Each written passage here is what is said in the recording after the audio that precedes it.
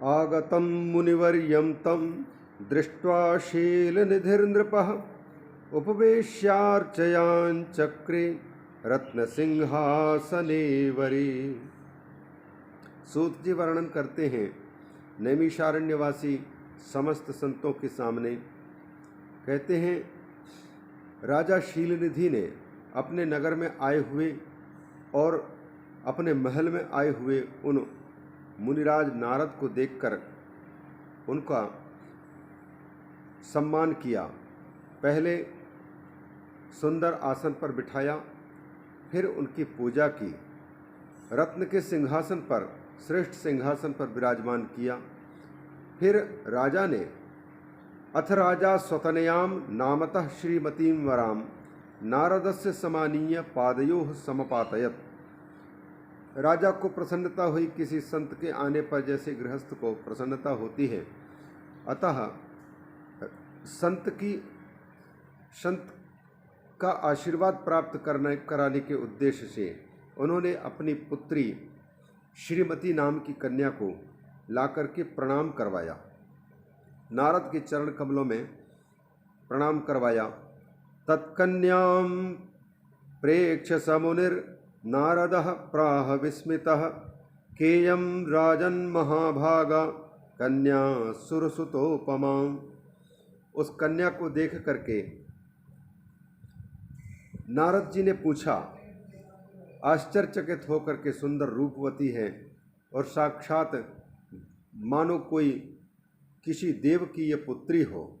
सुरसुतोपमा, देवपुत्री के समान उस कन्या को देख करके राजा से पूछा, राजन, ये परम भाग्यवती, ये सुंदरी कन्या किसकी है, कौन है ये? तस्य तदवचनम श्रुत्वा राजा प्राह कृतांजलि दुहितेयं मम मुने श्रीमती नाम नामतः। राजा ने कहा, गुरुदेव, यह मेरी पुत्री है, इसका नाम है श्रीमती। इस प्रकार से राजा ने निवेदन करते हुए कहा, प्रदान समयम प्राप्ता वरमन्वेषति शुभम। यह क्योंकि विवाह के योग्य हो चुकी है, अतः इसे अपने पति की तलाश है, वर की तलाश है। श्रेष्ठ पति कोई मिल जाए तो उनको हम कन्यादान करके और पिता के कर्तव्य से ऋण से और उऋण हो जाएंगे। सा स्वयंवर संप्राप्ता, इस समय पर उसी के निमित्त यहाँ पर इतना बड़ा भव्य स्वयंवर रचा गया है। समस्त लक्षणों से युक्त है यह मेरी कन्या। इस प्रकार से उनको निवेदित किया और कहा राजा ने, अस्या भाग्यम वद मुने सर्वं जातकमादरात् कीदृशं तनयेयं मे वरमाप्स्यति तद्वद। हे मुनिवर, कृपा करके इसके भाग्य का वर्णन कीजिए, इसके भाग्य में क्या है, जन्म कुंडली के आधार पर इसका भविष्य कैसे होगा, ये किस प्रकार की कन्या होगी और किस प्रकार से इसको अपने पति के रूप में बालक मिलेगा। इत्युक्तो मुनिशार्दूलस्तामिच्छुः काम विह्वलः समाभास्य स राजानं नारदो वाक्यमब्रवीत्। जब राजा शीलनिधि इस प्रकार से निवेदन किए और उस कन्या के सुंदर रूप को देखा नारद जी ने, तो काम विह्वलः, उनके सौंदर्य पर नारद जी का चित्त आकर्षित हो उठा और काम से वो अत्यंत विह्वल हो उठे।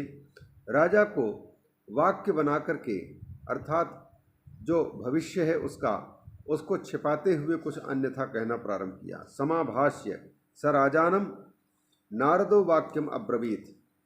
राजा से नारद जी ने कहा, सुतेयम तव भूपाल सर्वलक्षण लक्षिता महाभाग्यवती धन्या लक्ष्मीरिव गुणालया।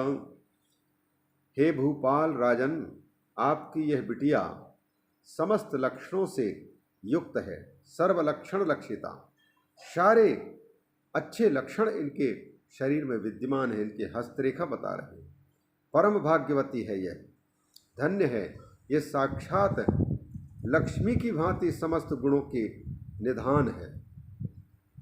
सुंदर रूपवती तो है ही, पर नारायण की पत्नी भगवती महालक्ष्मी की भांति सर्व गुणों से संपन्न है। सर्वेश्वरो जितो वीरो गिरीश सदृशो विभु अस्याह पतिर्ध्रुवम भावी कामजित सुर सत्तमः। इसका जो पति होगा, आपने पूछा इसका घर कैसे होगा और किस प्रकार के इसको वर प्राप्त होगा, तो राजन इसका जो पति होगा वो सबके ऊपर में मालिक रहेगा, सर्वेश्वर होगा, अजितः कोई उसको पराजित नहीं कर सकेगा, ऐसा पति इसके भाग्य में है। वीर होगा और साक्षात गिरीश सदृशः, भगवान शंकर की भांति वैभवशाली होगा। जैसे शंकर भगवान के पास में परम वैभव है, वैसे ही इनके पति के पास में परम वैभव होगा। विभु होगा व्यापक परमात्मा की भांति। अस्याह पतिर्ध्रुवम भावी कामजित सुर सत्तमः, देवों में श्रेष्ठ होगा वो, कामजित और कामनाओं को, काम को जीतने वाला, बिल्कुल जैसे भगवान शिव हैं वैसे ही ये होगा। ऐसे इसके हाथ की रेखा बता रही है। अस्याह पतिर्ध्रुवम भावी कामजित सुर सत्तमः इत्युक्त्वा नृपमा मंत्र्यो ययौ यादृच्छिको मुनिः बभूव काम विवशः शिवमाया विमोहितः। यह कह करके उस कन्या के रूप पर अत्यंत मुग्ध हुए नारद जी बेचैन हो उठे और उन्होंने सोचा कि मैं क्या उपाय करूं, और तुरंत राजा से अनुमति प्राप्त करके स्वतंत्रता पूर्वक मुनिराज नारद जी वहां से प्रस्थान कर गए और रास्ते में उसी कन्या का चिंतन उसके चित्त में बार बार होने लग गया। काम विवशः, काम के अधीन हो गया। क्यों हुआ? शिव माया विमोहिता, जिस भगवान शंकर की आज्ञा का उल्लंघन किया था और जिस ब्रह्मा जी के आज्ञा का उल्लंघन किया था, उन्हीं भगवान शंकर की माया ने उसको अपने कब्जे में ले लिया। ये जो मेरे स्वामी की आज्ञा पर नहीं चलते, शास्त्र की आज्ञा पर नहीं चलते, उनका मेरा अधिकार है, उन पर मेरा अधिकार हो जाता है। फिर मैं जैसा चाहती हूँ वैसा उसको नाचने के लिए मजबूर होना पड़ेगा। तो शिव माया मोहिता, भगवान शंकर की मोहिनी माया, शैवी शांकरी माया ने उसको जकड़ ली। अब तो और भी उनके चित्त में विकृति उत्पन्न हो सकती है। चित्ते विन्यस्य समुनिः आपनुयाम कन्यकाम कथम। मुनिवर नारद जी के चित्त में वो कन्या हृदय कर गई, घर कर गई, और उस कन्या को मैं अब कैसे प्राप्त करूं, ये मन में उसमें लग गए और चिंतन करते हुए जा रहे थे। स्वयंवरे नृपालानाम एकम माम वृणुयात कथम। रास्ते में सोचते जा रहे हैं, जो राजकुमार आएंगे स्वयंवर में वो तो सुंदर सुंदर राजाओं के बेटे होने के कारण महंगे कपड़े पहन करके आएंगे, अलंकार धारण करके आएंगे, सुंदर सुंदर रूप धारण करके आएंगे। तो मेरे जैसे बाबा को, जिसका रूप भी उतना सुंदर नहीं है, वो तो वर्ण नहीं कर सकती है। मेरा सुंदर रूप कैसे हो? क्योंकि कन्या वरयते रूपम, कन्या की पहली चॉइस होती है, पहली ये इच्छा होती है कि पतिदेव सुंदर हो, देखने में सुंदर हो। बिना सुंदर रूप के कन्या पहले मुग्ध नहीं हो सकती है। स्वयंवरे नृपालानाम एकम माम वृणुयात कथम। स्वयंवर में आए हुए समस्त राजकुमारों के बीच में सबको छोड़कर के मुझे कैसे वर्ण करे। सौंदर्यम सर्वनारीणाम प्रियम भवति सर्वथा, क्योंकि जितने भी नारियां होती हैं वो श्रृंगार प्रिया होती हैं और सौंदर्य प्रिया होती हैं। सुंदर रूप को देख करके मुग्ध हो उठती हैं और उसी सुंदर के प्रति आकर्षित होकर के उसी को पाने की कोशिश करने लग जाती हैं। गुणवान को तो बाद में कोई देखे न देखे, पर सुंदर रूप को देख करके, जैसे पतंगा अग्नि के सुंदर रूप को देख करके अपनी जान भी गंवा सकता है, पर सुंदर रूप में मुग्ध हो करके पतंग, कीड़े मकोड़े हेडलाइट के पास में आकर दीपक के पास में अपनी ज़िंदगी खोने को तैयार हो जाते हैं। वैसे ही स्त्रियों के स्वभाव होता है, सुंदर रूप को देख करके मुग्ध होकर के चाहे कुछ भी कीमत चुकानी पड़ जाए, उसको आगे पीछे नहीं देखते और सीधे ही उसको पाने की कोशिश करने लग जाती हैं। सौंदर्यम सर्व नारीणाम प्रियम, समस्त नारियों की ये इच्छा का विषय होता है सौंदर्य। तदृष्ट्वैव प्रसन्ना सा स्ववशा नात्र संशया, सुंदर रूप को देख करके ही वो वश में हो सकती है और कोई उसको वश में करने का और कोई साधन नहीं है निश्चित रूप से। पर ये सुंदर रूप मुझे मिले कहाँ? तदृष्ट्वैव प्रसन्ना सा स्ववशा नात्र संशय।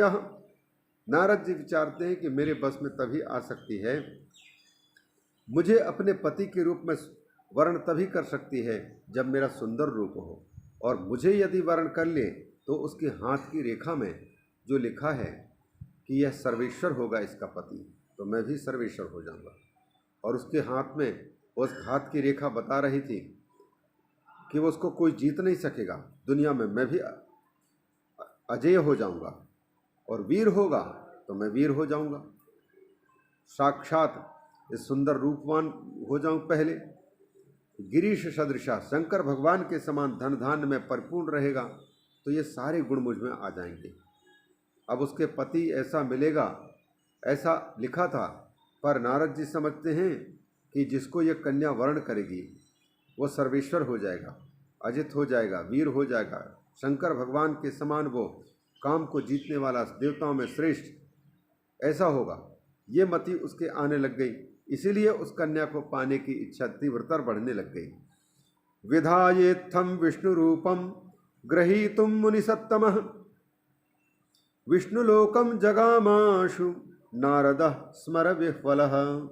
नारद जी क्योंकि कामदेव से अत्यंत पीड़ित हो चुके थे, भले वो मुनिसत्तमः मनन करने वाले संत महापुरुषों में प्रथम हैं, लेकिन सूत जी कहना चाहते हैं समस्त चिंतन उत्तम चिंतन हो, उत्तम मुनि हो, उत्तम साधु हो, फिर भी उसको कभी यह नहीं सोचना चाहिए कि हमारा पतन नहीं हो सकता। कभी भी पतन हो सकता है। जब नारद जी जैसे काम विह्वल हो सकता है, जिन्होंने काम पर विजय प्राप्त की, बस नारद जी की इतने ही गड़बड़ी हुई कि उसने काम विजय का अभिमान किया, और इस अभिमान में आकर, मद में आकर के किसी अच्छे उच्च कोटि के देवता या किसी समझाने वाले की बात को वो उपेक्षित कर देता है, तो उसकी इसी प्रकार से दुर्गति होती है। तो काम विह्वलः नारदः मुनिसत्तमः, उसने सोचा कि लक्ष्मी जी जिसका रूप सुंदर है, कामिनी से भी ज़्यादा सुंदर लक्ष्मी का रूप है, और वह सुंदर रूपवती लक्ष्मी वर्ण करती है सुंदर रूपवती उस रूपवान को, और इसीलिए संसार में सबसे सुंदर रूपवान समझ करके विष्णु का वर्ण किया है। लक्ष्मी नारायण ये दोनों सुंदर रूप हैं, तो लक्ष्मी सुंदर रूप का वर्ण करती है।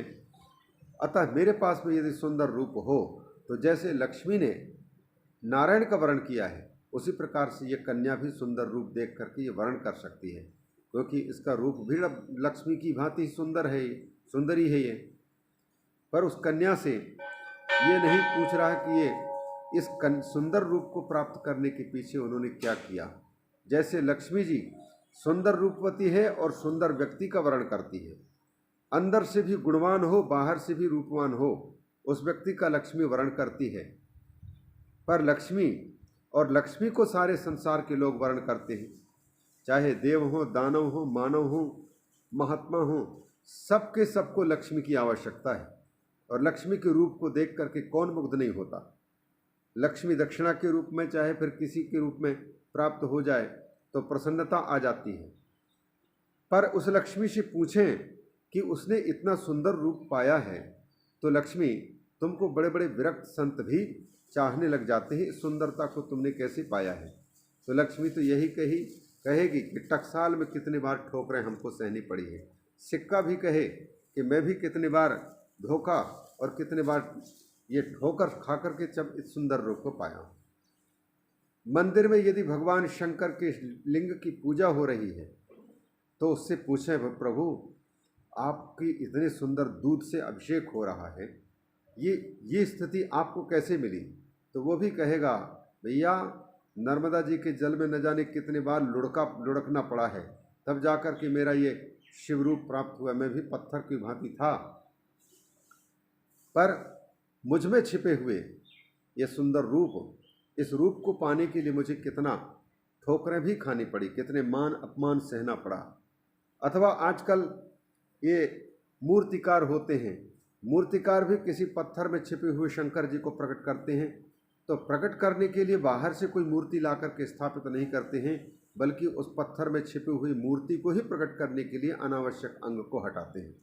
वैसे ही यह मनुष्य शरीर भी इस साक्षात पत्थर की भांति तो है, पर इसमें छिपे हुए परमात्मा जब इसके अनावश्यक अंश हैं, काम क्रोध लोभ मोह मद मत्सर्य झूठ कपट बेईमानी, इनको जब कुशल कारीगर कुशल मूर्तिकार सद्गुरुदेव दूर कर देते हैं और साधक स्वयं प्रयास करता है, तो यह शरीर भी इसमें छिपे हुए परमात्मा शिव को प्रकट कर देता है।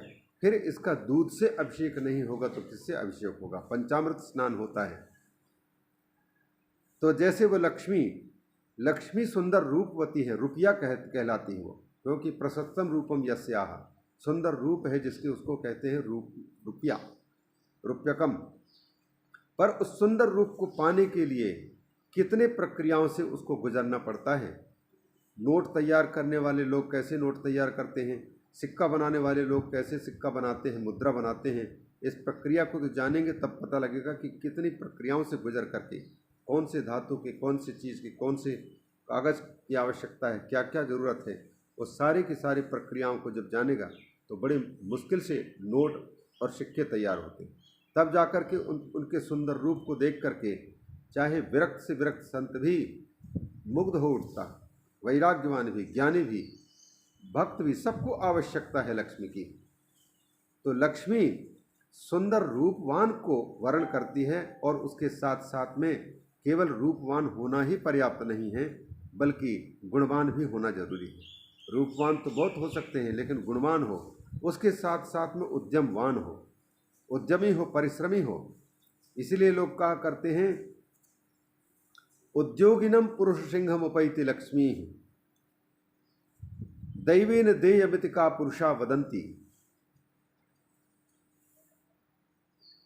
लोग कहते हैं उद्योगिनम पुरुष सिंहम उपैति लक्ष्मी, उद्योगी पुरुष के पास में लक्ष्मी जाती है और उसको अपने पति के रूप में वर्ण करती है। अगर उद्योग नहीं है, काम धंधा नहीं है, वैसे बैठे रहेंगे तो फिर सभी मलूक दास नहीं बन जाते हैं। कि अजगर करे न चाकरी, पंछी करे न काम, दास मलूका कह गए सबके दाता राम। ऐसे कहने मात्र से नहीं चलता, प्रयास तो करना पड़ता है। भजन भी हो और उसके साथ साथ में कोई ना कोई आए, उनके साथ बातचीत भी करनी पड़ती, तब जा कर के पैसा प्राप्त होता है, धन प्राप्त होता है। तो सबके सब मलूक की भांति नहीं हो जाते, परिश्रम करके ही। परिश्रमवान को लक्ष्मी वर्ण करती है। विष्णु उद्योग के प्रतीक हैं, रूप तो है ही, गुणवान भी हैं। नहीं तो गुणवत्ता नहीं होगी तो लक्ष्मी जी कुछ दिन तक तो रहेगी और साथ छोड़ करके भाग खड़ेगी, क्योंकि उसका एक नाम है चंचला। एक जगह में हमेशा टिक के नहीं रहती है, और हर एक की शिकायत होती है, महाराज हमारे पास लक्ष्मी आती है पर टिकती नहीं है। वो क्यों टिकेगी? एक जगह में संदूक में बंद करके रहने वाली है क्या? ज़्यादा दिन तक 10 साल तक रख दिया तो अब तो फिर वो अपने आप किसी के हाथ से चली जाएगी। अन्यायोपार्जितम वित्तम 10 वर्षाणि तिष्ठति, प्राप्ते तो एकादशे वर्षे समूलम तद विनश्यति। अन्याय से धोखाधड़ी देख करके जिस धन को कोई कमाता है वो ज़्यादा से ज़्यादा 10 वर्ष तक टिक सकता है। 11वें वर्ष प्राप्त होते ही या तो CBI जांच में पकड़ा जाएगा, या तो फिर कोई लूट लेंगे, या तो कोई उसको दुरुपयोग करवा सकता है। इसलिए उसके रहते रहते उसके पति हैं भगवान नारायण, उनकी सेवा में अपनी कन्या की भांति उसको समर्पित कर देने में ही भलाई है। जो नारायण की सेवा में जो लक्ष्मी नहीं लगती, वह लक्ष्मी जिसके पास में रहती है उसको अपना वाहन बना लेती है, अर्थात उल्लू बना करके रख लेती है। फिर वो व्यक्ति अंधेरे में काम करना पसंद करता है। उल्लू को रात्रि पसंद है, अंधकार, दिन का काम पसंद नहीं है। दिन में वो घूमता फिरता भी नहीं, अंधे की भांति होता है। अतः जिसके पास में अन्याय उपार्जित धन जो आता है, वह धन उसको उल्लू बना करके रखता है। फिर उसका धन हमेशा अंधेरे का काम ही करवाता है। गलत काम, किसी को कोर्ट में फंसा देना, किसी को मरवा देना, पैसे के बल पर करवाने लगता है, क्योंकि भगवान विष्णु की कृपा से यह धन नहीं आया है। तो सुंदर लक्ष्मी सुंदर रूपवान को वर्ण करती है। अतः मेरा सुंदर रूप होना चाहिए, मेरा अंदर का भी सुंदर रूप हो और बाहर का भी सुंदर रूप हो। बाहर के रूप को पहले वर्ण करती है, अंदर के रूप को तो वर्ण करते हैं उनके माता पिता। ये लड़का कहीं पीने खाने वाला तो नहीं है, पढ़ा लिखा है कि नहीं, कितना कमाने वाला है, इन सब चीज़ों को देखते हैं। लेकिन कन्या की पहली चाह होती है कि मेरा पति देखने में अच्छा हो। अतः नारद जी विचार करते हैं कि मुझे सुंदर रूप कैसे मिल सकता है। ऐसा करता हूँ, सबसे सुंदर रूपवान विष्णु ही है। अगर सुंदर रूपवान नहीं होते तो फिर लक्ष्मी जी सुंदर रूपवती, जिसको सारा संसार चाहता है, वो लक्ष्मी दूसरे का वर्ण क्यों नहीं कर रही? साक्षात विष्णु के ही गले पर माला क्यों पहना दी?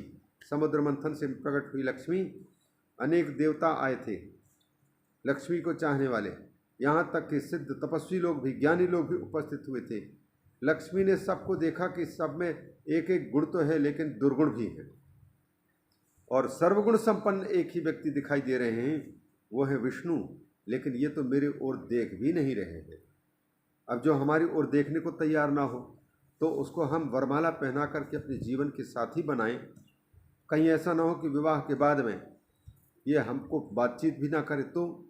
पर लक्ष्मी ने विचार किया कि मेरे पास में कोई दूसरा चारा भी नहीं है, मेरे मनपसंद की कोई है भी नहीं, चलो देखा जाएगा, और उन्हीं के गले पर माला पहना दी।